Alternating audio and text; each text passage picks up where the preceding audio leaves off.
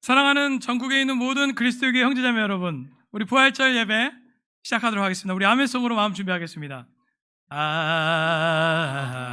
할렐루야, 할렐루야, 아멘, 아멘, 아멘, 할렐루야, 아멘, 할렐루야, 아멘, 아멘, 아멘. 네, 2021년 우리 4월 4일 부활절 예배신 여러분 모두를 환영합니다. 아멘. 오늘이야말로 특별히 우리 더 기쁜 마음으로 온 마음으로 찬양해야 될 그때가 아닌가 싶습니다. 우리 집에 계신 모든 형제자매들도 일어나서 우리 온 마음으로 온 몸으로 하나님께 경배하고 예배했으면 좋겠습니다. 우리 He is risen, 주님은 살아나시다. 우리 찬양합시다.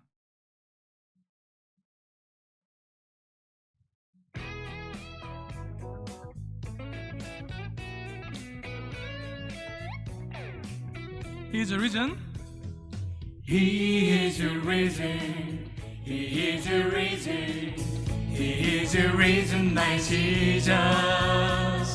He is risen. He is risen. He is risen, my Jesus. He is risen. He is risen. He is risen, my Jesus. He is risen. He is risen. He is risen, my Jesus. 자, 자매들, 감사와 찬양의 노래를 부르며 성문으로 들어가서 주님이 우리의 하나님이심을 그분의 앞에서 난 찬양하리라.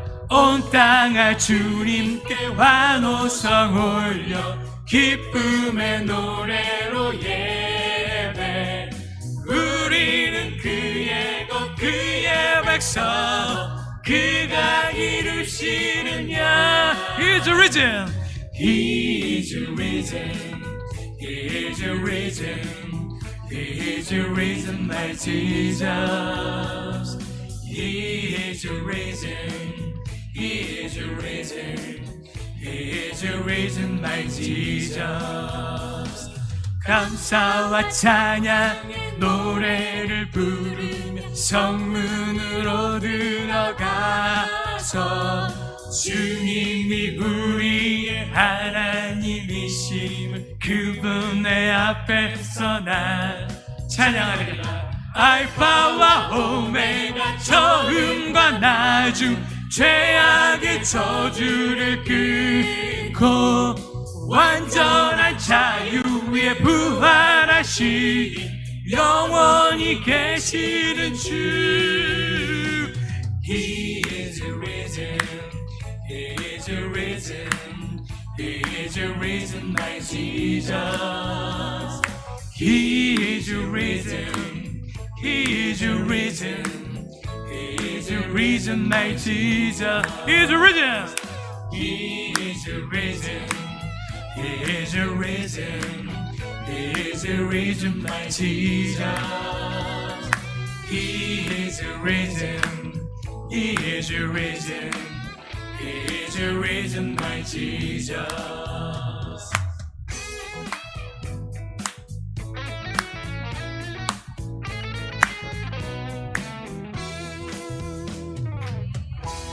아멘. 자, 우리 이어지는 찬양 예수 부활했으니 찬양하시겠습니다. 반음 올릴게요. 예수 부활했으니 할렐루야. 만민 찬송하여라. 할렐루야. 천사들이 즐거워. 할렐루야. 기쁜 찬송 부르네. 할렐루야. 대속하신 주 예수 할렐루야. 선한 싸움 이겼네 할렐루야. 사망 권세 이기고 할렐루야. 전당 문을 여셨네 할렐루야. 무덤 권세 이긴 주 할렐루야. 왕의 왕이 되셨네 할렐루야. 높은 이름 세상에 할렐루야.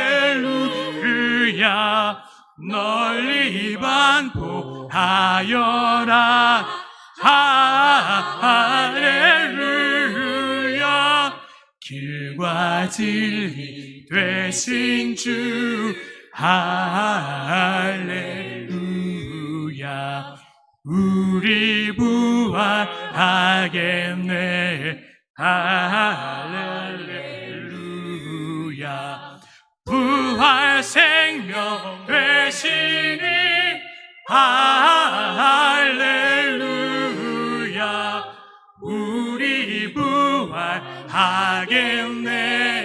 할렐루야.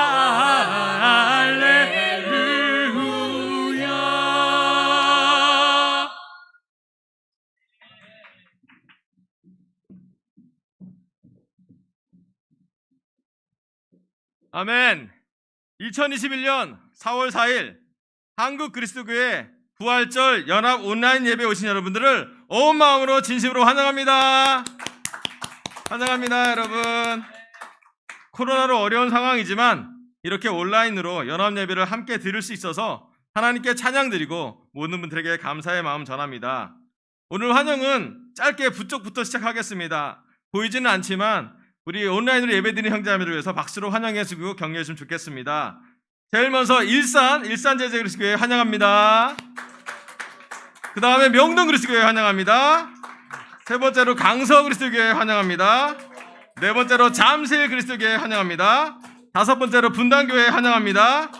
여섯 번째 대전 그리스도교회 환영합니다. 일곱 번째 대구 그리스도교회 환영합니다. 여덟 번째로 부산 그리스도교회 환영하고요.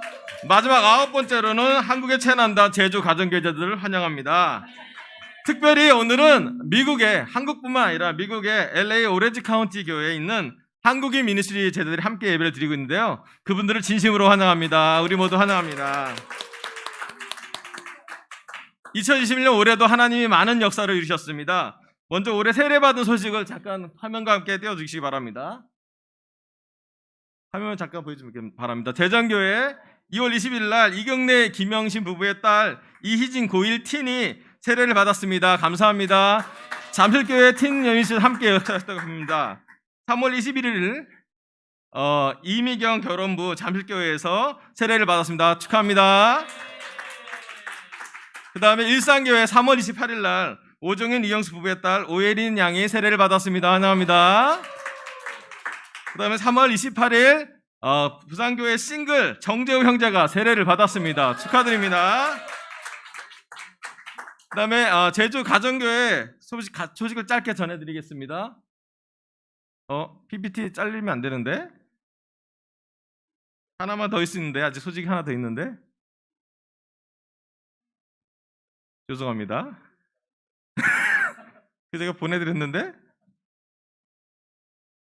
괜찮습니다. 천천히 보여주시면 됩니다. 그리고 올해 한 해도 하나님 역사를 하신 게 많아서 저는 너무 감사하고 특별하고 교회도 같이 도와줘서 세례 나온 게 있어서 너무 기쁜 것 같습니다. 제주 가정교회 NISF로 초대를 하고 싶습니다. 이제 매주 주일 예배를 제주 가정교회에서는 NISF라는 카페에서 드리겠는데요. 큰 모니터를 설치했습니다. 그래서 제주교회 여행 가실 분들이나 격려 받으실 분들은 가서 같이 예배 드리고 교제하면 참 좋겠습니다. 제가 말씀 한 구절 읽겠습니다. 마태복음 28장 6절에 7절. 그는 여기에 계시지 않다. 그가 말씀대로 그는 살아나셨다. 와서 그가 누워 계신 곳을 보아라. 그리고 빨리 가서 제자들에게 전하기를 그는 죽은 사람들 가운데서 살아나셔서 그들보다 먼저 갈릴리로 가시니 그들은 거기서 그를 뵙게 될 것이라고 하여라. 이것이 내가 너에게 하는 말이다.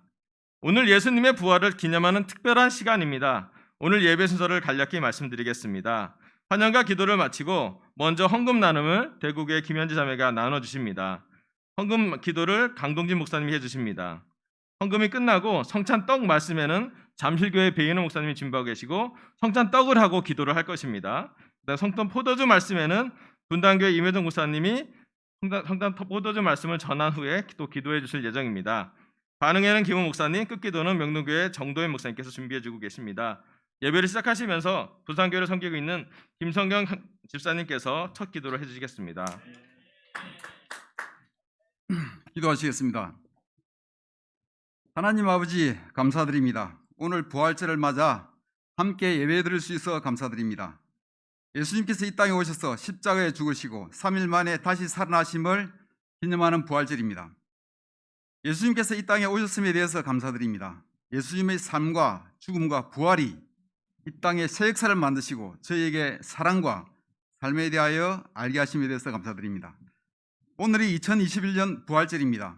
예수님의 부활의 능력이 다시 한번 우리 삶을 바꾸시고 우리 교회에 영향을 주시고 이 세상에 큰 영향을 주는 놀라운 한 해가 되기를 기도합니다. 오늘 부활절을 기념하여 한국 그리스도의 교회 전체가 연합 예배를 드립니다. 주님 기쁘게 이 예배를 받으시고 주님 홀로 영광 받으시기를 기도합니다. 성경과 성찬 메시지를 전하는 김현지, 배인호, 임효정 형제자매들과 함께 해주시기를 바라옵고 말씀을 통하여 예수님의 부활의 메시지를 듣게 하시고 십자가의 사랑과 부활의 능력을 기억하고 마음에 되새기는 시간이 되기를 기도합니다. 예배 시간 처음부터 끝까지 주님께서 함께 하시길 원하오며 예수님의 이름으로 기도합니다. 아멘. 모두 자리에서 일어나시 바랍니다. 함께 133장 무덤에 머물러를 찬양하시겠습니다.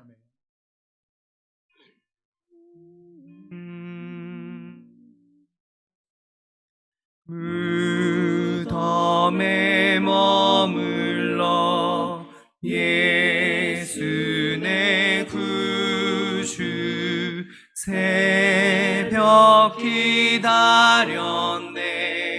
예수 내 주 원수를 다 이기고 무덤에서 살아나셨네 어둠을 이기시고 나와서 성도 함께 길이 다스리시네 사셨네 예수 다시 사셨네 헛되이 지키네 예수 내 구주 헛되이 봉하네 예수 내 주 원수를 다 이기고 무덤에서 살아나셨네 어둠을 이기시고 나와서 성도 함께 길이 다스리시네 사셨네 예수 다시 사셨네 거기 못 가두네 예수 내 구주 우리를 살리네 예수 내 주 원수를 다 이기고 무덤에서 살아나셨네 어둠을 이기시고 나와서 성도 함께 길이 다스리시네 사셨네 예수 다시 사셨네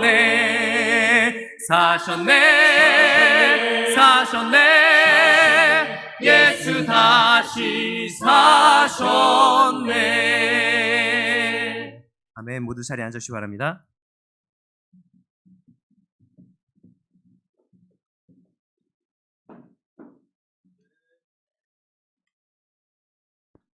안녕하세요. 이 시간은 성찬의 시간입니다. 정말 오랜만에 헌금 메시지를 준비하면서 하나님께 드리는 이 제물에 대해서 좀 더 생각하게 되었습니다. 마가복음 12장 33절에는 이런 말씀이 있습니다. 마음을 다하고 지혜를 다하고 힘을 다하여 하나님을 사랑하는 것과 이웃을 자기 몸같이 사랑하는 것이 모든 번제와 희생제보다 더 낫습니다. 헌금을 하는 것도 중요하지만 이 시간 하나님은 우리가 하나님에 대한 마음 또한 이웃에 대한 마음을 생각하기를 원하십니다. 최근에 저는 나이 드는 거에 대한 생각을 많이 하게 됩니다. 사실 작년부터 조금 몸이 이렇게 아파지고 있고요. 그리고 알러지가 좀 심해지면서 나이 드는 거에 대한 생각을 하게 되면서 나는 어떻게 나이 들고 싶지? 라는 생각을 하게 되었습니다. 그 고민을 하는 와중에 하나님께서 저에게 보여주신 성경 구절이 있었습니다. 시편 92장에 있는 성경 구절인데요. 제가 요즘 성경을 Amplified Bible이라고 영어 성경을 읽고 있는데 이 성경 한글판이 없어서 제가 이렇게 번역한 거를 여러분께 읽어드리겠습니다. 시편 92장 14절에서 15절 첫 부분입니다. 위로운 자는 늙어서도 여전히 성장하고 열매를 맺으며 번성할 것이다. 그들은 활력이 넘치고 신뢰와 사랑과 만족감이 충만할 것이다.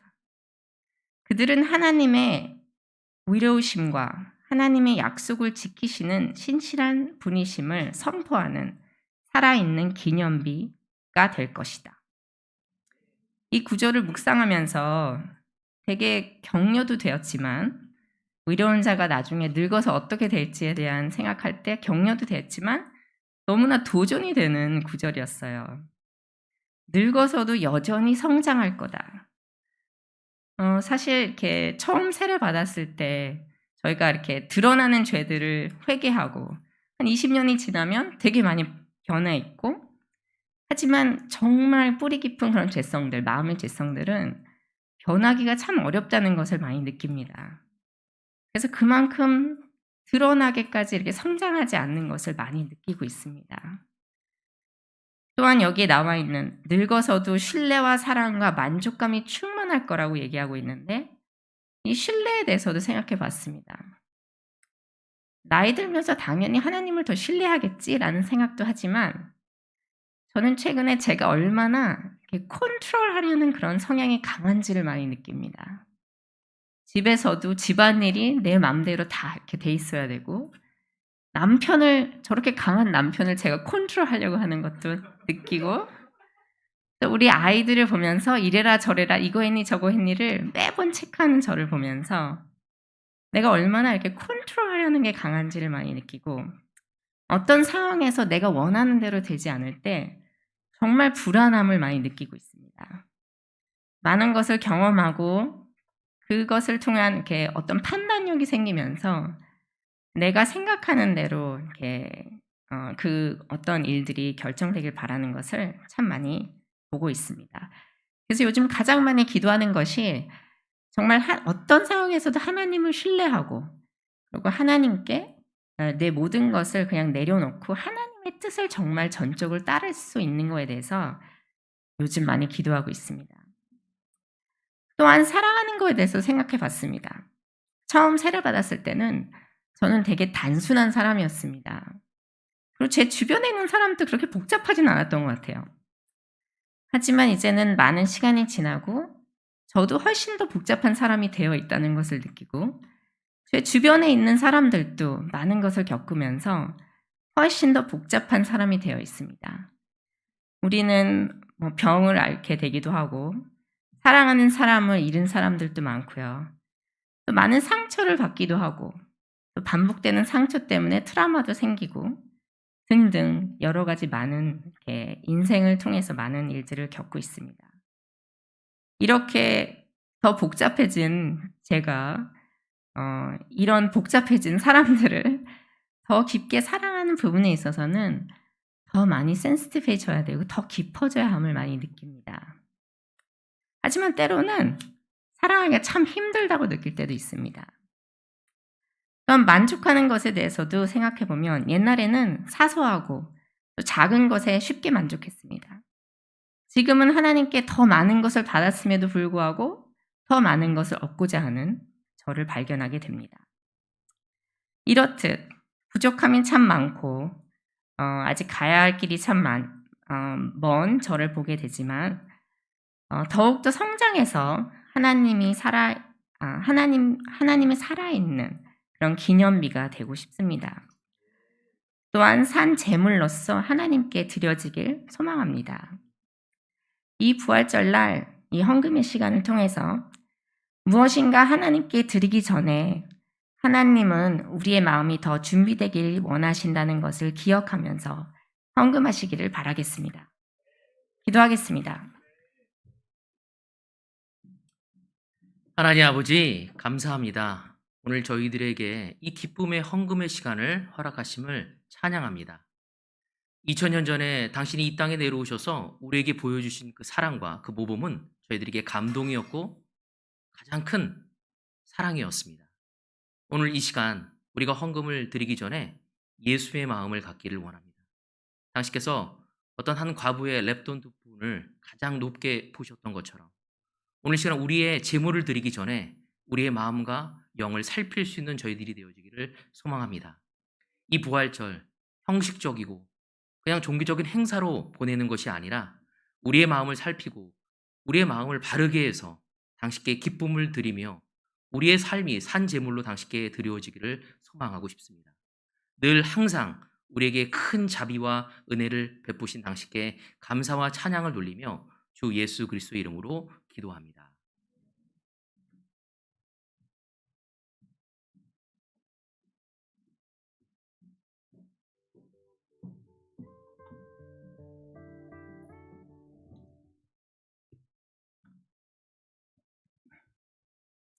네, 바로 곧이어서 성찬 메시지 가운데 떡에 대한 말씀을 함께 나누고자 합니다.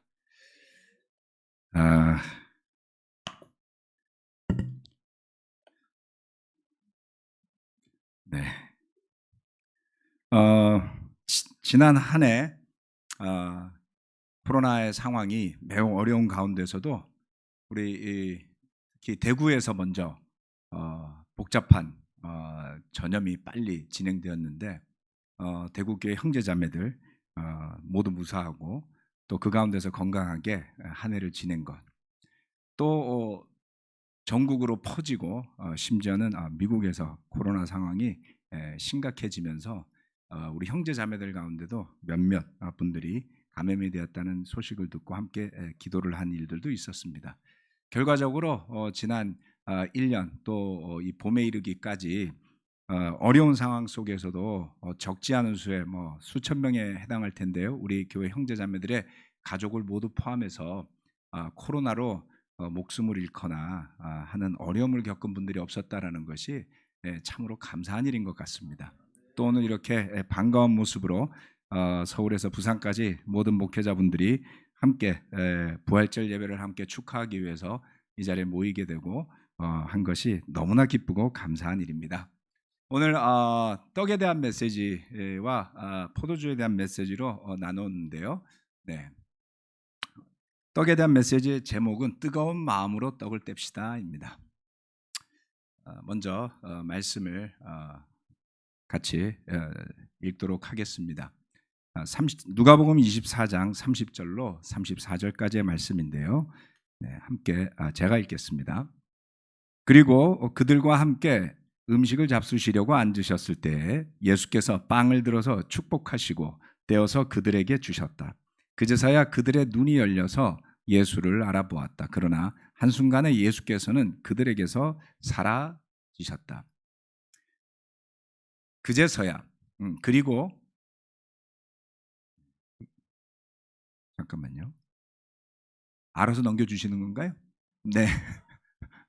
시스템씨 감사합니다. 32절 그들은 서로 말하였다. 길에서 그분이 우리에게 말씀하시고 성경을 풀이하여 주실 때에 우리의 마음이 우리 속에서 뜨거워지지 않았습니까? 그들이 곧바로 일어나서 예루살렘에 돌아와서 보니 11 제자와 또 그들과 함께 있던 사람들이 모여 있었고 모두들 주님께서 확실히 살아나시고 시몬에게 나타나셨다 하고 말하고 있었다. 부활절을 기념하면서 오늘 설교의 말씀을 성찬 메시지로 떡은 제가 또 자는 우리 분당의 임효정 목사님이 순서가 되어서 이렇게 책임을 가지고 나누기로 했습니다. 기쁜 마음으로 메시지를 준비했습니다. 떡에 대한 말씀을 고민하며 묵상하는 가운데 주님께서 제 마음에 이 구절들을 떠올리게 해 주셨어요. 누가복음 24장의 이야기는 엠마오 마을로 가는 두 제자라는 7080 가스펠 찬양의 제목으로 인용되기로 한 유명한 이야기이죠. 이 목사님 열심히 웃으시네. 7080 막바시 7080. 주님이 부활하신 날, 즉 주일날이었습니다. 주님의 시신이 보이지 않는다는 이야기를 들었는지 두 명의 제자가 예루살렘에서 약 11km 떨어진 엠마오라는 마을로 가고 있었는데요. 그런 그들에게 예수님이 나타나셨지만 그들은 눈이 가려져서 그분이 예수님인지 알아보지 못합니다. 그들은 예수님과 더불어 대화를 나누죠. 이것이 누가복음 24장 후반부의 이야기입니다. 나누죠. 그런데 그런 그들에게 예수님은 친절하게 모세오경과 예언서를 들어서 자세하게 메시아에 대한 이야기를 설명해 주십니다. 그것을 24장 27절이 이야기하고 있는데요. 첫 번째, 떡을 뗄 때 눈이 열립니다라는 것입니다. 이 말씀은 음식을 함께 먹으려고 앉아 있을 때 예수께서 빵을 떼어서 축복하시고 떼어서 그들에게 주었더니 그제서야 그들의 눈이 열려서 예수를 알아보았더라 라고 30절과 31절이 이야기하고 있습니다. 떡을 뗄 때에 눈이 열렸던 것이죠. 성찬을 나눌 때에 떡을 떼는 것은 단지 그의 죽으심만을 기억하는 것이 아님을 이 메시지들을 통해 보게 됩니다. 주님의 살, 즉 생명을 내어주셨지만 주님은 다시 살아나셨습니다. 부활하신 주님께서 나누어 주신 떡을 먹은 그 두 제자는 다쳤던 두 눈이 열리고 그리고 나서야 주님을 알아보게 됩니다. 이것은 우연이 아닙니다. 우리의 삶에서 오는 고난 많이 있겠죠. 근심, 그것이 우리 마음을 가득 채울 때 주님을 향한 우리의 두 눈이 열리지 않습니다. 마음은 무겁고 답답해서 답이 보이지 않을 때가 있습니다. 마치 이 엠마오 마을을 향해 무거운 발걸음을 옮기던 그 두 제자의 심통한 마음과 표정이 우리의 삶에도 나타날 때가 있지 않습니까? 누가복음 24장 17절 말씀은 이렇게 이야기합니다. 예수께서 그들에게 물으셨다. 당신들이 걸으면서 서로 주고받는 이 말들은 무슨 이야기입니까? 그들은 침통한 표정을 지으며 걸음을 멈추었다.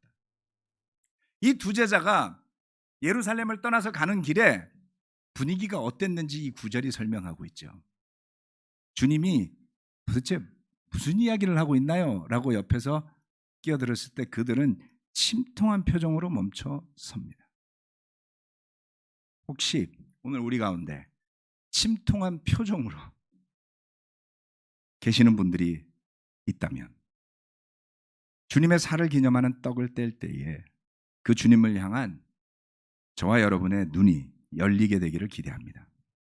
그래야 온전히 부활하신 주님의 능력을 찬양할 수 있을 것입니다. 그 떡으로 눈이 열려 주님을 알아본 제자들은 확신을 가지고 돌아가서 주님이 부활하셨다는 소식을 사도들과 더불어 나누게 되는 장면이 후반에 나옵니다. 두 번째, 뜨거운 마음입니다. 누가복음 24장 32절 말씀. 그들은 서로 말하였다. 길에서 그분이 우리에게 말씀하시고 성경을 풀이하여 주실 때에 우리의 마음이 우리 속에서 뜨거워지지 않았습니까?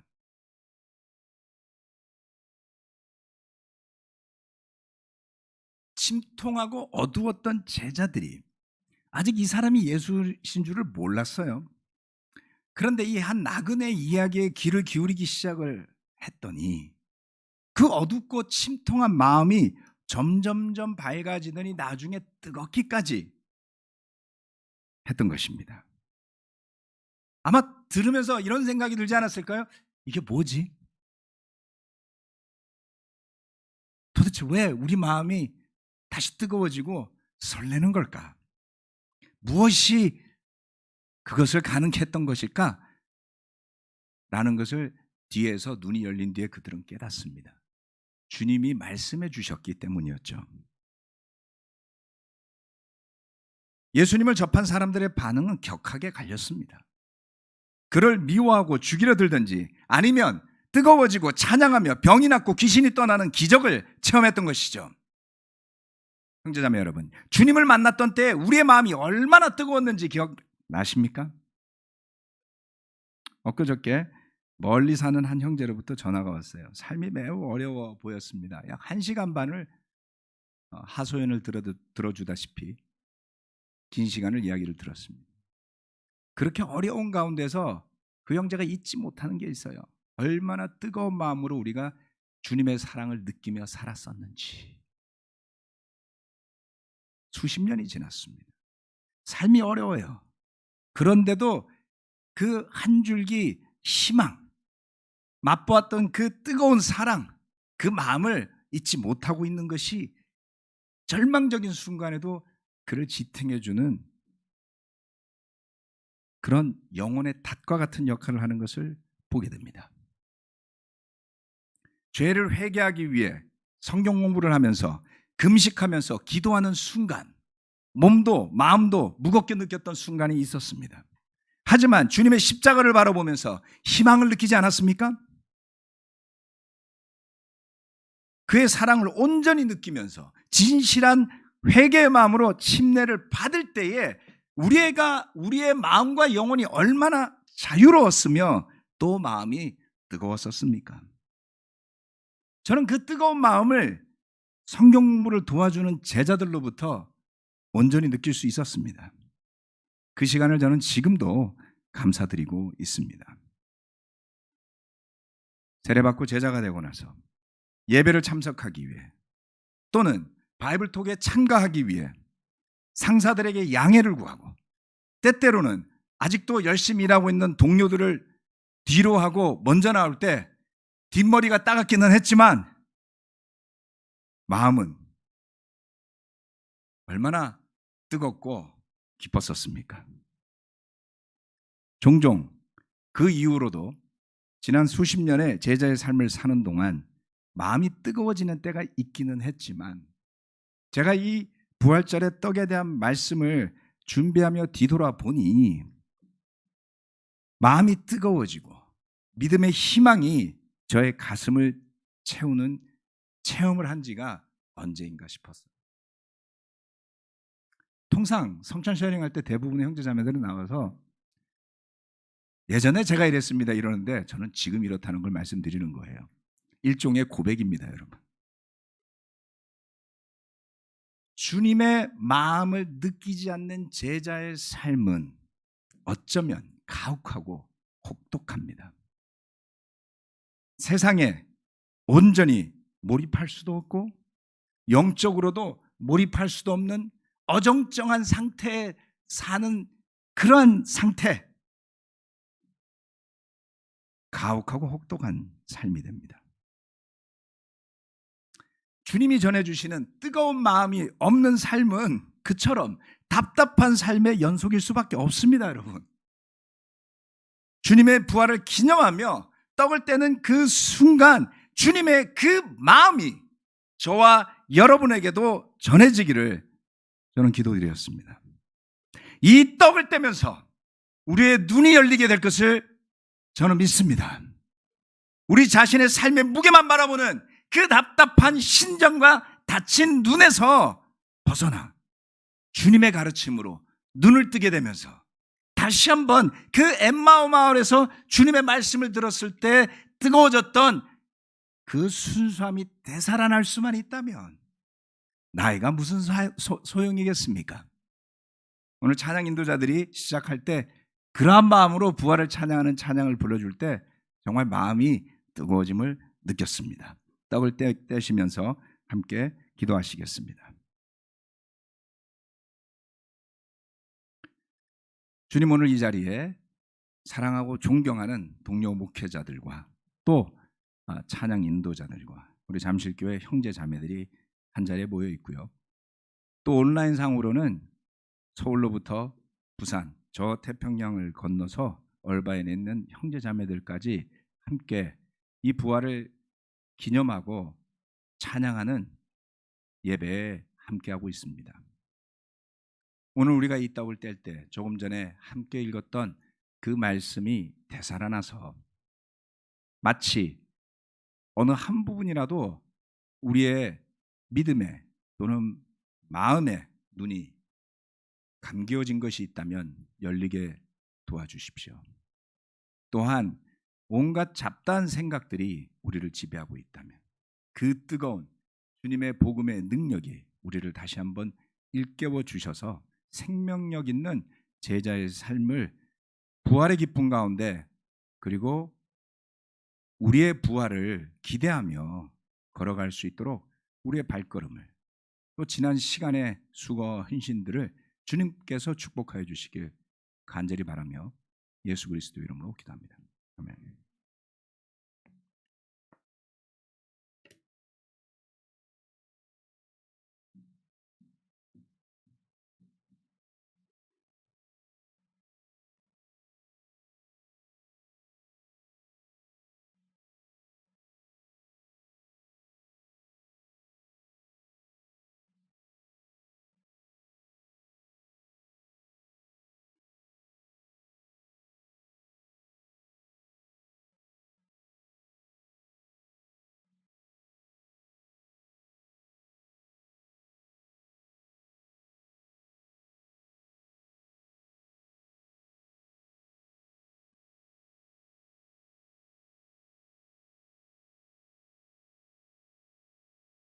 아멘. 떡에 이어서 잔을 들기 전 여러분과 함께 포도주에 대한 의미를 나누는 시간을 갖도록 하겠습니다. 먼저 제가 세 개의 구절을 읽고 같이 여러분들과 좀 말씀을 나누도록 하겠습니다. 제가 적어온 걸 그냥 읽어드릴 테니까 적으셨다가 나중에 읽으시기를 바라겠습니다.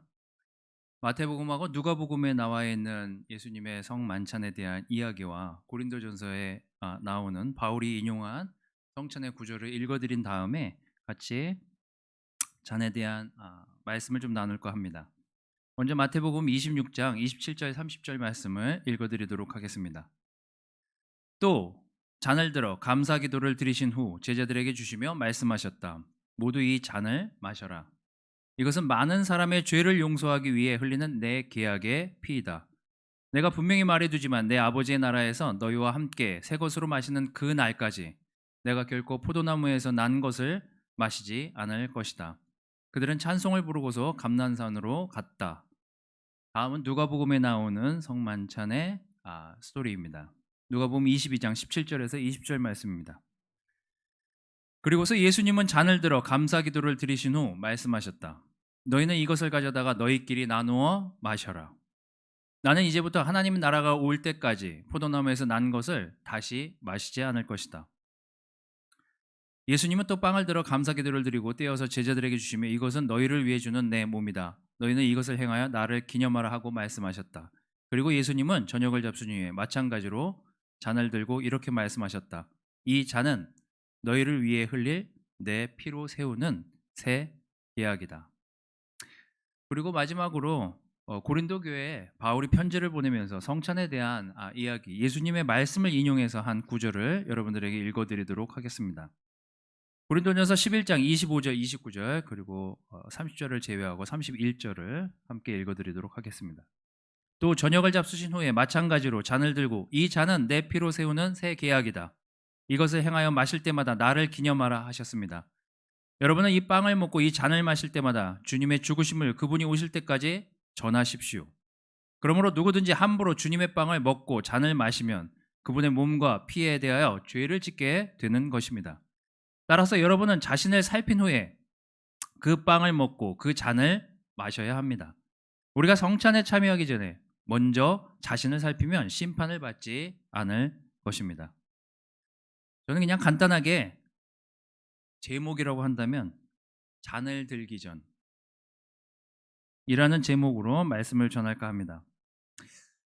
위에 세 개의 성경 지문을 여러분들에게 읽어드린 이유는 예수님이 이 성찬의 시간이 우리에게 어떤 의미가 담기고 우리가 무엇을 기념해야 되는지에 대한 이야기를 제자들에게 가르치시기 위해서 마지막으로 남기신 말씀이란 기록으로 제가 보고 있습니다.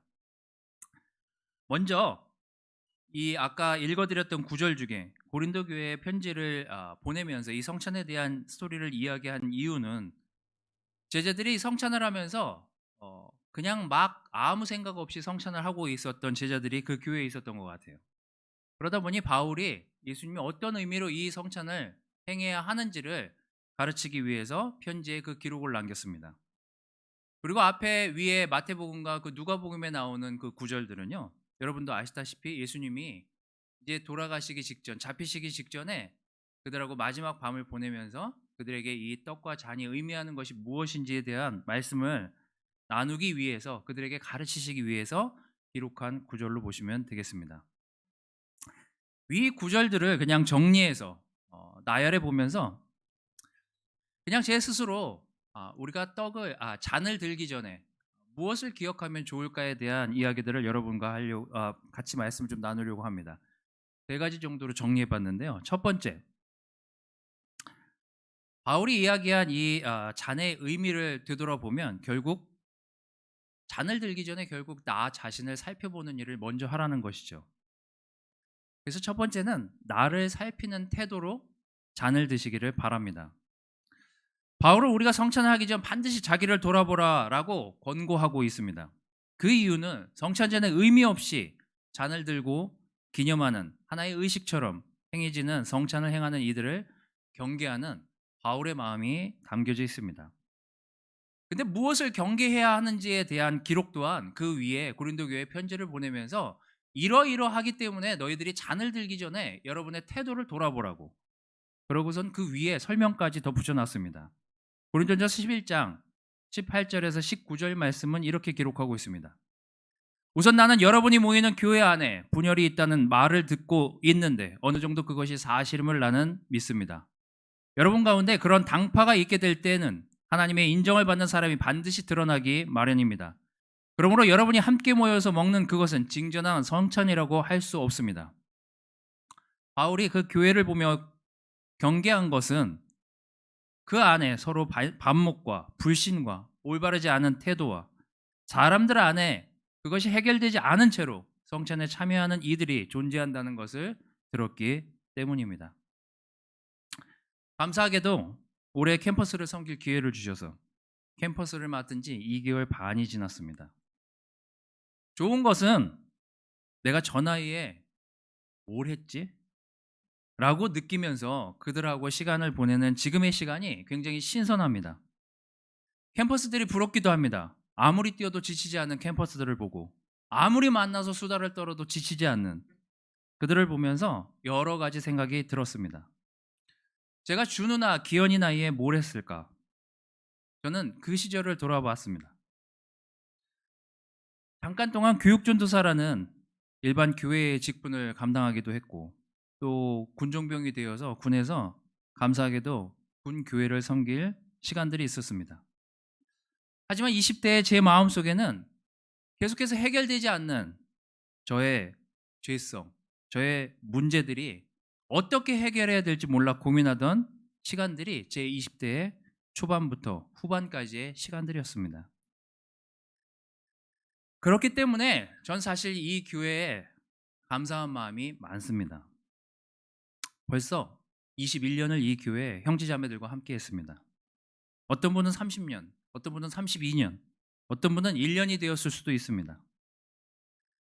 하지만 10년이 되었든 20년이 되었든 30년이 되었든 그 사람이 전임이든 그냥 형제든 자매든 상관없이 저에게 모든 형제자매들은 배움의 대상이었고, 아직도 이 교회에는 놀라운 형제자매들, 정말 소리 소문 없이 헌신하고 있는 많은 형제자매들을 보면서 제 스스로를 돌아보게 되었습니다.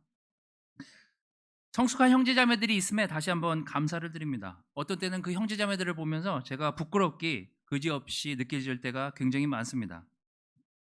오늘 여러분 잔을 들기 전 예수님께서 허락하신 이 교회 가족들 혹은 바이블톡 멤버들에게 형제자매들에게 스스로를 끊임없이 돌아보고 오늘 나의 태도가 올바른지 기억하고 여러분 앞에 놓인 잔의 의미를 생각하면서 드시기를 바라겠습니다. 두 번째는 용서의 잔입니다. 예수님의 신경은 사실 마태복음, 누가복음에 기록된 그 말씀 뒷면을 보면 매우 괴로워하셨음을 알 수 있습니다. 예수님은 왜 내가 이 잔을 마셔야 하는지, 피할 방법은 없는지, 하나님께 구하는 기도를 무리들에게 잡히시는 그 전까지 지속하셨다는 것을 성경을 통해서 알 수 있습니다. 예수님이 그 당시에 그 주변을 살펴보았습니다. 같이 음식을 나누는 그 제자들 가운데에는 자기를 팔아넘길 파렴치한 제자도 그 자리에 같이 앉아 있었고, 분위기도 모르고 하늘나라에서 자신의 위치를 묻는 미성숙한 제자도 거기에 같이 있었습니다. 예수님이 고난을 받으실 것이라는 이야기를 심각한 마음으로 받아들인 제자들 또한 그 안에 있었습니다. 그러나 예수님은 그 안에 함께한 각각의 제자들을 위해 죽을 수밖에 없는 운명임을 알고 계셨기 때문에 그 자리는 예수님에게는 더더욱 힘든 자리였습니다. 임박한 고난을 앞두고 예수님의 눈에 비춰진 제자들은 그야말로 오합지졸처럼 보일 수도 있었을 것입니다. 그들에게 끝까지 인내하며 가르치고 설명하셨어야만 했던 예수님의 태도를 살펴보시기를 바랍니다. 결국 예수님은 기도로 이 모든 것들을 푸셨습니다. 너무 하고 싶지 않지만, 너무 가고 싶지 않지만 아마 그분에게 있어서 기도가 아니었다면 이 용서는 이뤄내지 못했을 감정이었을 것입니다. 자녀를 키워보니까요, 제 자녀들이 듣고 있을지 모르겠지만 참 미안한 얘기지만 전 제가 낳은 자식도 용서하는 게 참 어려운 일이라는 걸 시간이 지나면서 알게 될 때가 많습니다. 예수님은 그 순간 제자들과 함께 식사를 하셨어야만 했습니다. 사실 꼴 보기 싫은 사람하고 밥 먹어보신 분은 아시겠지만 진수성찬도 바로 체합니다. 근데 자기 마음에 들고 자기가 좋아하고 자기 말만 잘 듣는 제자하고만 그 자리에 있으셨다면 그 식사 자리가 즐거웠겠죠. 하지만 그 모두 어리석고 무능한 제자들 가운데서 예수님은 그 잔의 의미를 가르치셔야만 하셨습니다.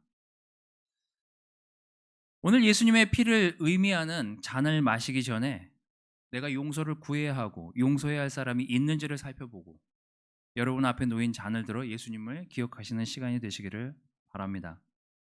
세 번째는 언약으로서의 잔입니다. 예수님이 설명하시기를 이 잔은 너희를 위해 흘릴 내 피로 세우는 새 계약이다 라고 기록하셨습니다.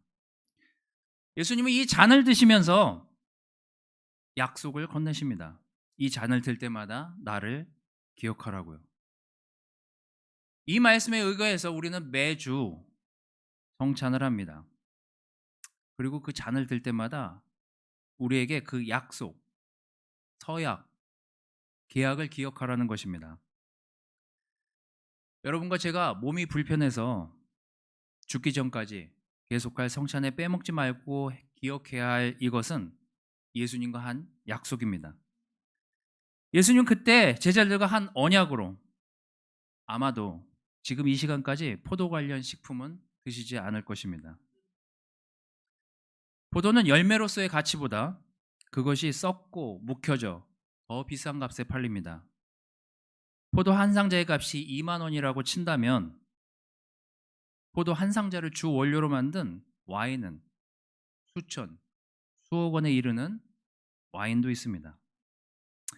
예수님의 약속의 의미는 그땐 그것이 헛된 죽음 같고 아무렇지도 않은 것 같고 도대체 저 약속이 의미하는 바가 뭔지 값어치가 없어 보였었는지 모르겠지만 시간이 한참 지난 다음에 그 약속의 가치가 얼마나 고귀하고 비싼지를 제자들은 뒤늦게 깨달았습니다.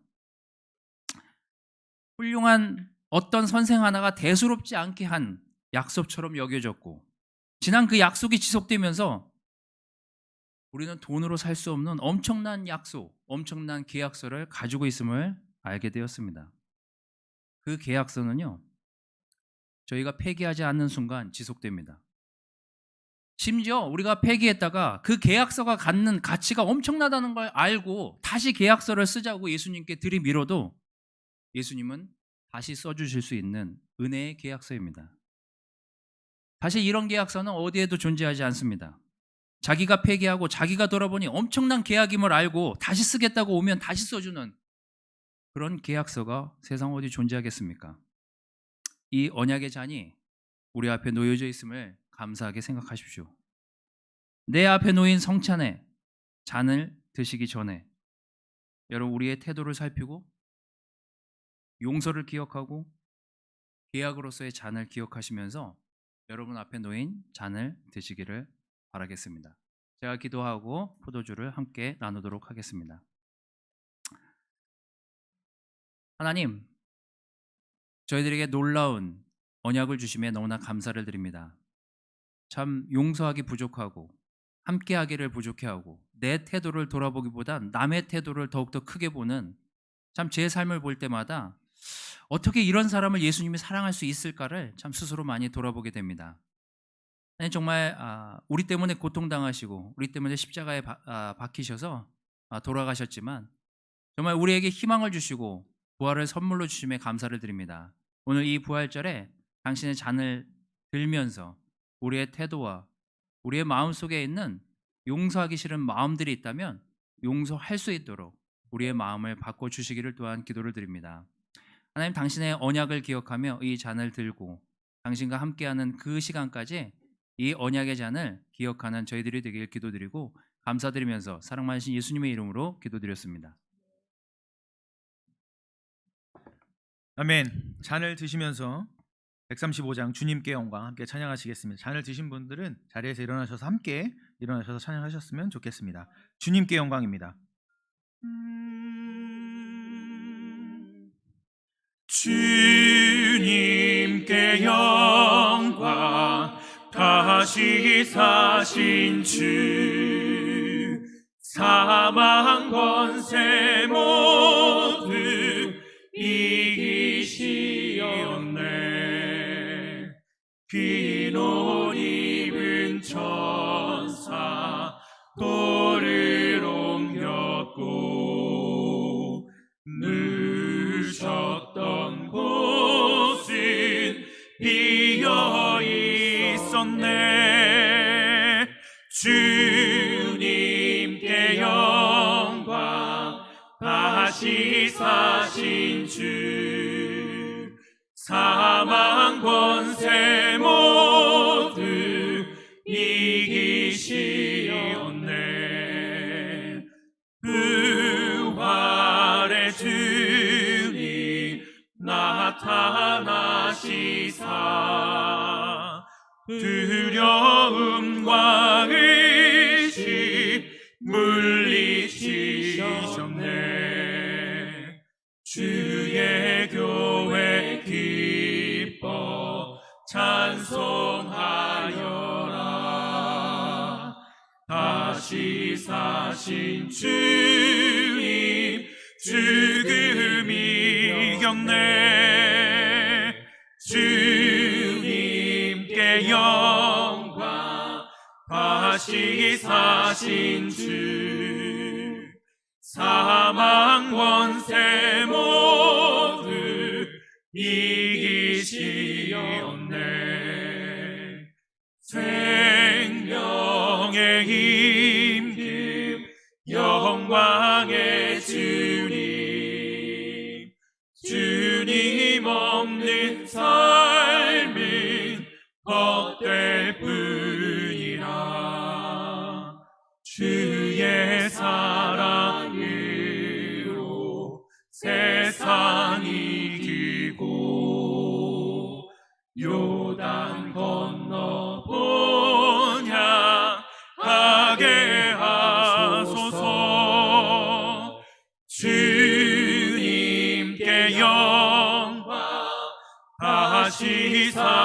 부활하신 주 사망 권세 모두 이기시옵네. 아멘.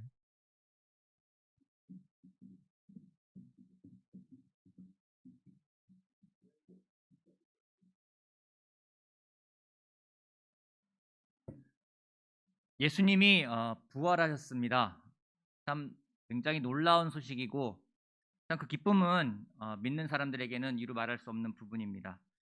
참 예수님의 부활을 맞이해서 그 부활을 어떻게 기념할 수 있을까? 그 부활을 우리가 진정으로 다시 기뻐하고 기념하는 것이 무엇일까 궁금했는데 오늘 하나님이 우리들에게 메시지를 통해 가지고 다시 한번 하나님을 기억하고 예수님을 기억한다는 것이 무엇인지, 그 부활의 기쁨을 우리가 누릴 수 있는 것이 무엇인지를 성찬이라는 말씀을 통해서 우리에게 전해주셨다고 확신을 합니다. 먼저 한 명 한 분 올라와서 나눠주신 말씀이 참 마음속에 많이 남았고 마음속에 심긴다라는 느낌이 들었습니다. 우리 김현지 자매 나이가 들어가면서 모두가 느끼는 거겠지만은 삶의 난이도가 높아집니다. 참 처음에는 너무 어려워서 왜 이렇게 어렵습니까? 라는 질문도 들지만 참 돌아보면은 하나님이 우리가 계속해서 성장하기를 바라시는 그 마음이 담겨있는 그런 내용이 아닌가 생각이 들었습니다. 점점 그러기 때문에 예수님을 더 닮아갈 수 있고 하나님을 더 바라볼 수 있는 그런 삶이 아닌가 생각이 들어서 참 그런 감사한 마음이 우리들의 헌금에 담기면 참 좋겠다라는 생각을 하게 되었습니다. 참 눈은 아침에 일어나서 뜨는 게 진짜 뜨는 것이 아니라 떡을 뗄 때 그때 우리 눈이 진짜 열린다라는 것, 그때 우리 마음이 뜨거워질 수 있다라는 것이 참 이 떡을 떼는 그 마음이라는 것을 생각하면서 이 성찬에 임하는 우리의 태도가 어떻게 되어야 될 것인가를 다시 한번 생각해 보았습니다. 잔을 들기 전에 나를 살필 수 있는 것, 결국에는 나 자신을 살피는 것이 아니라 그 메시지 속에는 내 주변에 있는 이웃들을 살필 수 있는 마음이 진짜 나를 살피는 것이 아닌가 하는 생각이 들었습니다. 겸손하게 주변을 볼 수 있는 마음, 또한 주변을 보며 그런 사람들에게 나의 용서를 구할 수 있는 마음, 더 나아가서 언제든지 나를 용서하겠다고 하신 그 예수님의 그 언약을 붙드는 것이 진정 성찬에 임하는 태도라고 생각이 들었습니다. 여러분, 부활절 참 뜻깊은 날입니다. 솔직히 매주가 부활절입니다. 하지만 이 부활절이라는 이 예배를 저희들이 준비해서 드리는 이 시간에 예수님을 기억하는 진정 그 부활의 의미가 성찬에 담겨 있다는 것을 다시 한번 느끼는 시간이었습니다. 여러분 어떠셨습니까? 저한테는 정말 감사하고 감동적인 그런 예배였습니다. 우리 성찬, 헌금 메시지 나누신 우리 세 분에게 다시 한번 감사의 박수 드리겠습니다. 광고 말씀을 좀 드릴 게 있는데요. 좀 한 가지 기도 부탁을 드리고 싶습니다. 분당 그리스도 교회에 있는 김남곤 형제가 내일 위암 수술을 받는다고 합니다. 우리 여러분들 기억하시고 같이 기도하셔서 하나님의 정말 그 치유의 손길이 그 형제의 수술에 함께하기를 기도하겠습니다. 잠실교회 광고 내용인데요. 다음 주일 예배는 잠실교회는 바이블톡으로 별로 예배를 드린다고 합니다. 그리고 특별히 장년부는 예배당에서 예배가 준비되어 있다고 합니다. 그래서 어르신들 다음 주에 잠실에 오셔서 잠실 장년부 어르신들은 예배당에 오셔서 같이 예배 드리시기를 바라겠습니다. 이 부활절 뜻깊은 이 예배를 우리 마무리하면서 우리 명동 그리스도교회 정도현 목사님이 기도해 주시겠습니다.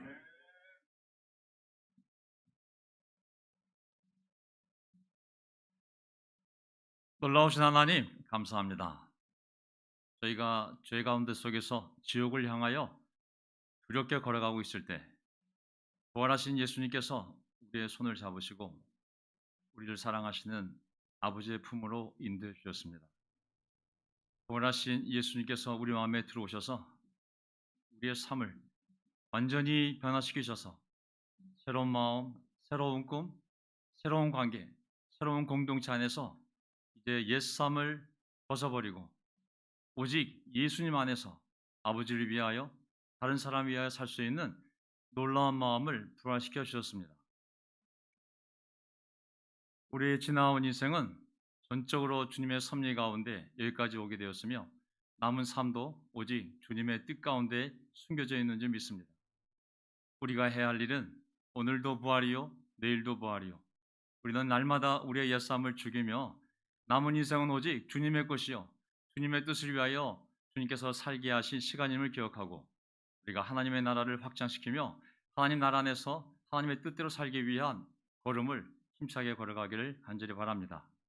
오늘 부활절 아침을 맞이하여 이 자리에 모였든 아니면 집에서 예배를 드리든 하나님께서는 우리의 인생의 갈 길을 이미 정하여 놓으시고 우리가 어떠한 상황에서든 주님의 언약을 기억하며 또 회개하고 또 회개하고 또 회개하여 하나님의 모시기에 세상에 물들지 아니하며 오직 하나님만을 사랑하고 오직 하나님의 나라만을 생각하며 한 걸음 한 걸음 걸어갈 때 우리 자신의 삶뿐만 아니라 우리 주변에 있는 사람들의 삶도 부활시켜 주실 줄 믿습니다. 아버지 하나님, 이 교회가 사람의 신조나 전통에 서 있지 아니하며 사람의 지위와 직분에 서 있지 아니하며 오직 예수 그리스도의 십자가 보혈 위에 서 있는 교회인 줄 믿습니다.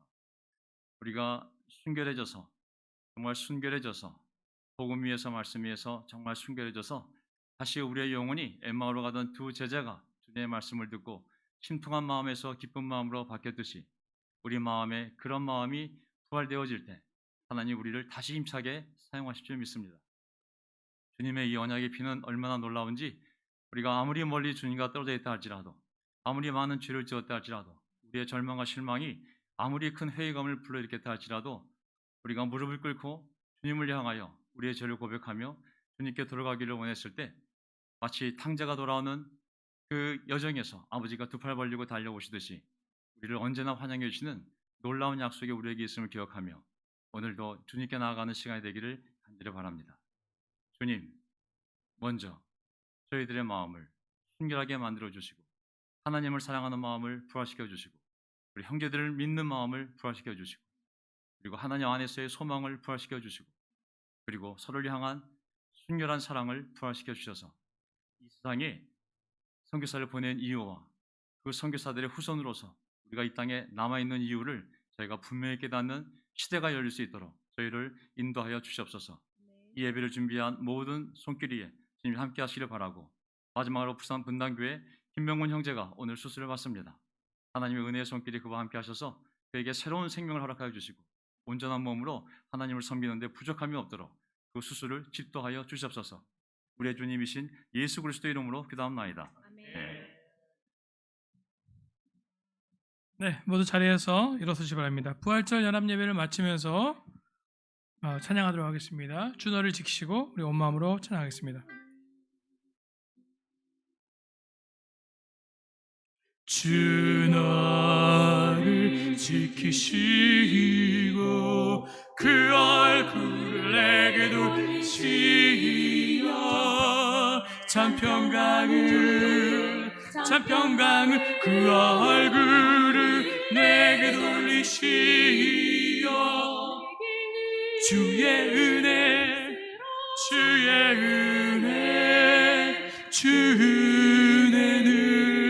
내게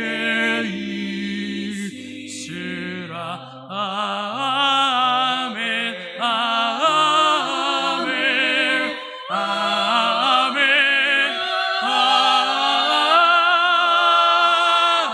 아멘 아멘 아멘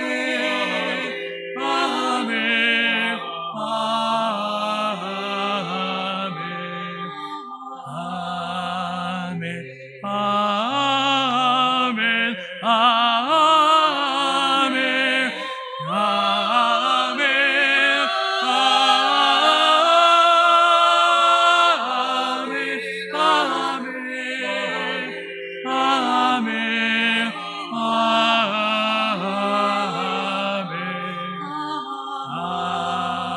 아멘 네, 이것으로서 예배를 마치겠습니다.